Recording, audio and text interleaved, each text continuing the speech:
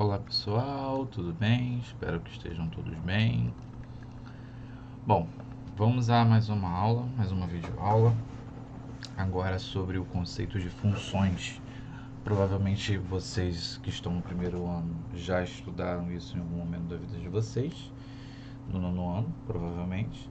E aqui a gente vai fazer uma breve introdução ao conceito que vai ser estudado durante todo esse ano, ok? Bom, vamos lá. Primeiro, a gente vai trazer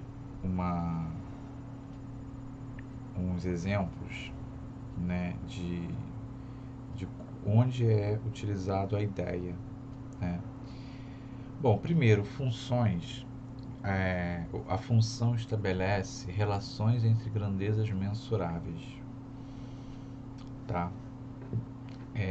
Ou seja, grandezas é tudo aquilo que pode ser medido. Então, aqui eu trago dois exemplos entre relações entre grandezas, né? Esse primeiro é relacionando tempo e espaço. Vamos dar uma lida. Uma pista de ciclismo tem marcações a cada 600 metros. Um ciclista treina para uma prova de resistência, desenvolvendo uma velocidade constante. Enquanto isso, seu técnico anota de minuto em minuto a distância já percorrida pelo ciclista. O resultado pode ser observado na tabela. O instante zero foi quando ele começou a cronometrar, a medir, distância zero. Daqui a um minuto, ele tinha percorrido 600 metros. Em 2 minutos, ele percorreu 1.200 metros. Em 3 minutos, 1.800 metros e assim por diante. O que a gente pode dizer? Pode dizer que a relação entre a distância percorrida e o tempo está sendo realizado da maneira de que a gente multiplica o 600 pela quantidade de minutos em que ele se manteve em exercício, não é? Então a gente tem aí, para quando você tem instante 1 minuto, você tem 600 metros. Dobrou, ou seja, multiplicou, você foi para 2, você multiplicou por 2 os 600. Você foi para 3, você multiplicou por 3 os 600. Então há essa relação. Essa relação entre essas duas grandezas é definida a partir dessa conta. E quando a gente coloca em matemática grandezas variáveis, ou seja, está variando o tempo, né? O tempo está correndo, a cada momento é um tempo marcado diferente, perdão, é 1 minuto, 2 minutos, nós vamos representar essa coleção de números por uma letra, que é o x. E como o tempo, né, é a variável que dá como resultado uma outra variável, essa outra variável depende desse valor do tempo, a gente vai usar outra letra, a gente vai usar o y para representar essas outras grandezas, essa outra grandeza, que são esses outros resultados, tá ok? E que também vai ser variável, tá ok? Que vai estar em função de x. A gente diz então, já vou anotar aqui para você, ó, a gente diz que o x é a variável independente, porque ela não depende de ninguém, tá? E o y é a variável dependente, porque ela depende do valor atribuído ao x, tá? Aqui, vou passar um pouquinho mais rápido, tá? A gente está relacionando o número de passageiros e o preço da passagem paga por cada um. Para fretar um ônibus de excursão com 40 lugares, paga-se ao todo R$ 1.800. Não importa se o ônibus vai estar vazio ou vai estar cheio. R$ 1.800 pelo aluguel do ônibus. Vai fretar um ônibus numa excursão com 40 lugares. Tá? E essa despesa deve ser igualmente repartida entre os participantes. Bom, para calcular a quantia, o que a gente tem que fazer? Vai dividir os R$ 1.800 pela quantidade de passageiros, lembrando que você tem até 40 passageiros. E aí, o que acontece? A gente pode ter 4 passageiros, aí cada um vai pagar 400. A gente pode ter 15, cada um vai pagar 120. Você observa que se a gente pegar a maior quantidade possível de passageiros, menor vai ser a cota de cada um, né? O valor que cada um vai pagar. Por isso, a gente tem esta fórmula aqui, ó. De novo, nós vamos... Qual é a nossa variável principal? É a quantidade de passageiros. E a quantidade paga por passageiros vai estar em função da quantidade de passageiros. Se tiver pouco passageiro, cada um paga muito. Se tiver muito passageiro, cada um paga pouco. Então, como há essa dependência entre os valores, a gente diz que o X é o valor... Perdão, a quantidade de pessoas, que é a variável independente, e o Y é a variável dependente do X, ok? Bom, agora, as funções podem ser representadas através de textos, como nós acabamos de ver, tabelas e principalmente diagramas que mostram, os diagramas de Venn ou de Vinho, tanto faz, mostram o comportamento dela, elemento a elemento. Então, por exemplo, aqui eu já generalizei, já coloquei uma situação como somar uma unidade, tá? Uma outra ideia de funções é você imaginar a função como uma máquina que transforma um número no outro. E aí eu vou usar essa regra aqui, ó. Então eu vou colocar assim, vou colocar alguns números aqui nesse conjunto A, tá? Vou chamar esse conjunto aqui de conjunto A. Vou colocar 1, 2, 3 e 4, tá? Um pontinho para cada número. E vou escrever um outro conjunto aqui, que é o nosso conjunto B, tá? Eu vou colocar 1, 2, 3, 4 e 5. Cada um vai ter um pontinho para a gente poder ligar os pontinhos. Bom, somar 1 é uma regra. Então, se eu pegar o número 1 e somar 1, eu vou encontrar o quê? 2. Né? Vou encontrar 2. Agora, se eu pegar o 2, o que eu vou encontrar? Pegar 2, somar uma unidade, eu encontro 3. Se eu pegar o 3 e somar uma unidade, eu encontro 4, e o 4 eu encontro 5. Observe que eu usei todos os elementos do primeiro conjunto para fazer a transformação. Assim como aqui a gente transformou o tempo em distância, a quantidade de pessoas num valor, que é o valor pago por cada uma delas, aqui a gente já pegou uma regra qualquer, pegou somar uma unidade, tá bom? O que a gente pode dizer dessa brincadeira aqui? Primeiro, quando eu peguei um elemento aqui e transformei ele em outro aqui, esse 2, ele é o reflexo do 1, ele é obtido por 1. Então, a gente diz que 2 é imagem de 1, tá? E nós dizemos também que o 1 é domínio de 2.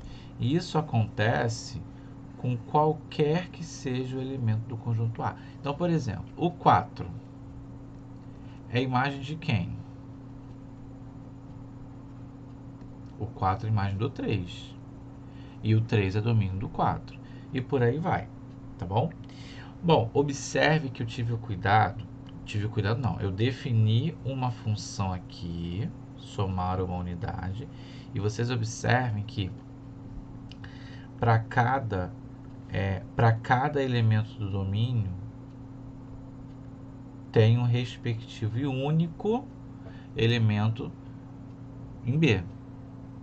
Então, o 2 vai ter um elemento correspondente em B, o 3 vai ter um único elemento correspondente em B, o 4 vai ter um único elemento correspondente em B, tá? E aí a gente encontra agora a definição de função, que diz o seguinte: dados dois conjuntos não vazios, observe, a gente já estudou o conjunto não vazio nas últimas aulas, e aqui a gente tem não vazios de novo. Então, A e B são não vazios. Uma relação ou correspondência que associa, isso aqui é importante, ó, que associa cada elemento de X pertencente a um único elemento em B Y pertencente a B, recebe o nome de função de A em B. Então, essa aqui é uma função, deixa eu tentar escrever com essa caneta, função, tá, de A, aí a gente tem uma setinha para cá, em B, tá? Vamos fazer um outro exemplo aqui para a gente não perder tempo, e se tiver dúvida a gente faz aqui no meio do caminho. Olha só, conjunto A e B não vazios. Agora a gente tem a regrinha do elevar ao quadrado, tá? Então a gente tem aqui A e B, ok? Elevar ao quadrado, eu vou usar menos 2, menos 1, 0, 1 e 2, e vou colocar 0, 1, 2, 3, menos 1. O que acontece? Elevar ao quadrado. Bom, o 2 ao quadrado, perdão, esqueci do número 4 aqui.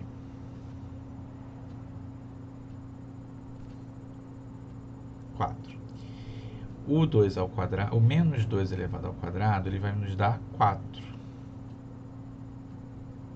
Né? O menos 1 ao quadrado vai nos dar 1. O 0 ao quadrado vai nos dar 0. O 1 ao quadrado vai dar 1 e o 2 ao quadrado vai dar 4. Observe novamente, olha lá. De cada, do 2 saiu uma única seta, do menos 2. Do 2 a mesma coisa, do 1 uma única seta, do 0 uma única seta e do 1 uma única seta. Isso aqui interessa. Não importa, perdão, fiz besteira aqui. Não importa se esse cara aqui recebe mais de uma seta.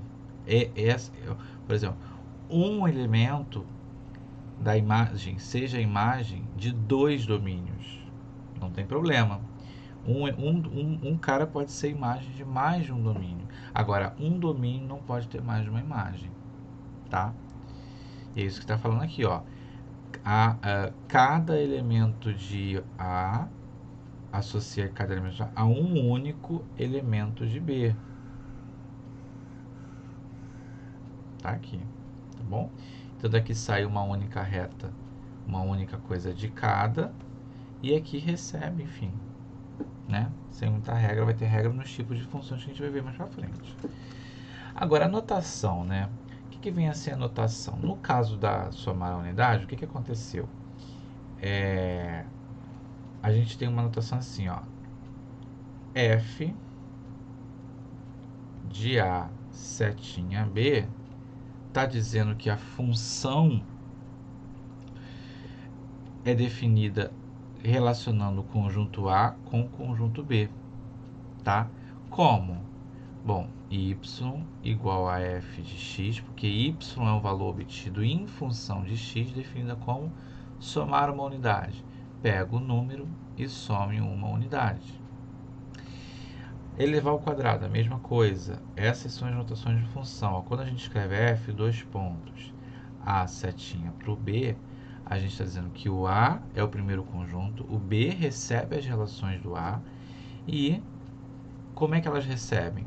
Por uma lei de formação.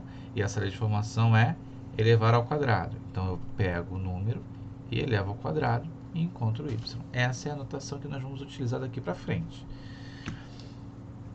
Aproveitando a deixa, vamos fazer conta. Bom, o que acontece aqui? Eu tenho essa função definida no conjunto dos números reais, né? Eu posso colocar qualquer número real aqui dentro do x e eu vou encontrar nesta conta toda outro número real, tá? Mas enfim, vamos lá. F de 0. Bom, o f de 0, o que vai acontecer? Onde tem x, eu coloco 0. Vai ficar 3 vezes 0 mais 2. 3 vezes 0, 0 mais 2, 2. Então, f de 0 é 2. F de 2.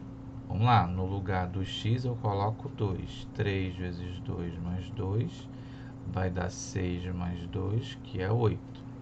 f de menos 3. Prestem atenção nos parênteses, tá? A partir do momento que eu tenho um número negativo ou uma fração, na maioria dos casos, a gente coloca parênteses. Mais 2. 3 vezes menos 3 dá menos 9 mais 2. Menos 9 mais 2, menos 7. Agora, o f de 1/3. Nesse caso aqui, a gente não precisa se preocupar muito com parênteses, não. Neste caso, tá? Parênteses sempre com negativo, com número negativo. Bom, corta esses 3 aqui. 1 mais 2 vai dar 3. Agora, só isso.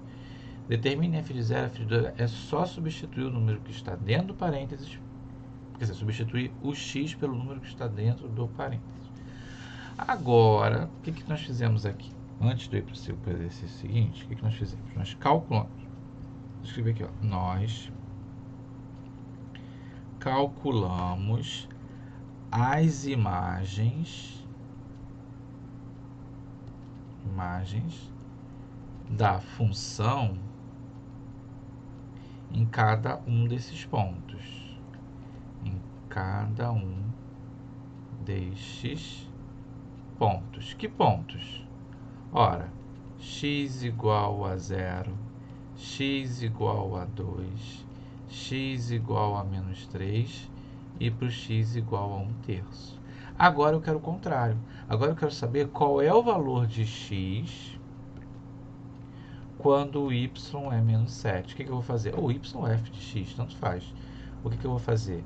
Eu vou pegar o 3x mais 2 e vou dizer que é igual a menos 7. Eu quero saber qual é o valor do domínio, porque a imagem está aqui. Eu quero saber qual é o domínio. Então, vai ficar 3x igual a menos 7 menos 2, 3x igual a menos 9, x igual a menos 9 sobre 3, e o x, portanto, vai ser menos 3. E aí a gente tem o valor do domínio, cuja imagem é menos 7. Para chegar agora para o final, nós já migrarmos para o final da nossa aula, nós vamos falar sobre esses conjuntos A e B que nós estamos trabalhando, né? Porque a gente está pegando o conjunto A, relacionando com o conjunto B e dizendo que é uma função. Mas quem é A e quem é B? Bom, nesse caso, o A, tá, é o conjunto domínio. O conjunto domínio que é dos valores de x, né? Dos valores de x.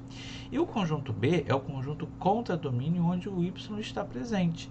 Mas nem todos os elementos do contradomínio que recebe as setas são conjunto imagem. Observe aqui, ó, o 1, o 2, o 3 e o 4 são imagem, mas o 0 e o 5 não são imagem, tá ok?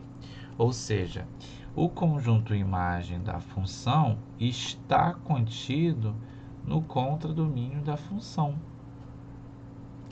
tá? Isso a gente vai ver agora, ó. Aqui, ó.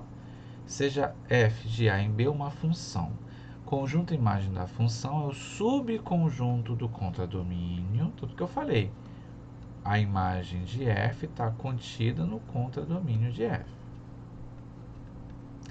Constituído pelos elementos y, que são imagens de algum x do domínio. Então, observe aqui, ó, a função é o x mais 1, que foi a que a gente fez no início da aula, né? Tem aqui o conjunto imagem de rosto e sobraram esses dois caras. f de x igual a 2x, você duplica. É parecida com aquela, um pouquinho parecida com a que a gente fez agora. Só que a gente multiplica por 600, né? Você tem aqui, né, esse conjunto aqui, essa é a imagem, mas tem uns caras aqui que não recebem seta, não são imagem de ninguém. Então ele não fica, ele fica aqui no contradomínio, mas não entra na imagem. E tem alguns casos, como esse daqui, que a gente tem a imagem igual aos reais. Observe os tipos de conjuntos. Aqui são os inteiros. Os inteiros, quando você multiplica por 2, só encontra par, não encontra ímpar, então os ímpares vão ficar de fora.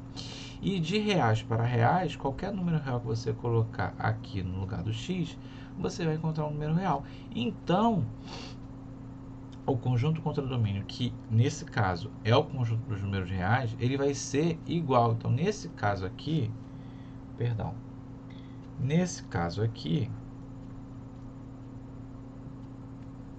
a imagem da função é igual ao contradomínio da função, tá? É igualzinho. Ok, gente?